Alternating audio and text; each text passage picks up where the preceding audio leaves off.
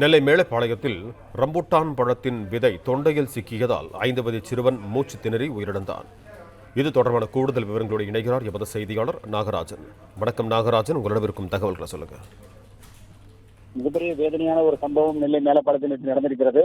மிகவும் பாசத்தோடு வாங்கி கொடுத்த தாத்தா பாட்டி பழம், அதாவது தனது பேரனுக்கு பழம் வாங்கி கொடுத்திருக்கிறார்கள். ரம்தான் பழம் என்பது இந்த சீசனில் விளையக்கூடிய பழம்.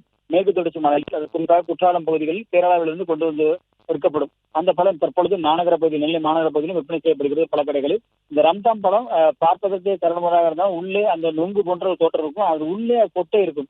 இந்த கொட்டை உணவு குழாயில் சிக்கினால் மிகப்பெரிய ஒரு பாதிப்பு ஏற்படும். அப்படித்தான் இந்த சிறுவனுக்கு எழுந்திருக்கிறது. அதாவது இந்த சம்பவம் நடந்தது நெல்லை மேலப்பாளையம் வடக்கு தைக்காத்தூரை சேர்ந்த நிஜாம் என்பவரோட மகனுக்கு நடந்திருக்கிறது. அந்த நிஜாம் என்ற ஒரு மகன் 5 வயதில் ரியாஸ் என்கிற மகன் இருக்கிறார்.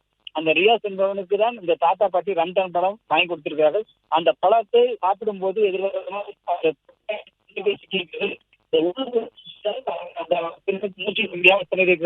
உடனடியாக அருகில் மருத்துவமனை கொண்டு செல்லும் போதுதான் அந்த சிறுவன் உயிரிழந்து விட்டதாக தெரிவிக்கிறார்கள்.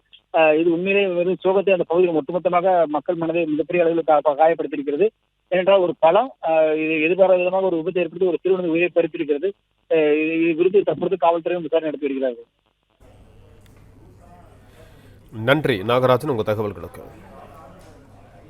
பிளே ஸ்டோர் மற்றும் ஆப் ஸ்டோரில் இருந்து பாலிமர் செயலியை QR கோடு மூலம் பதிவிறக்கம் செய்யுங்கள்.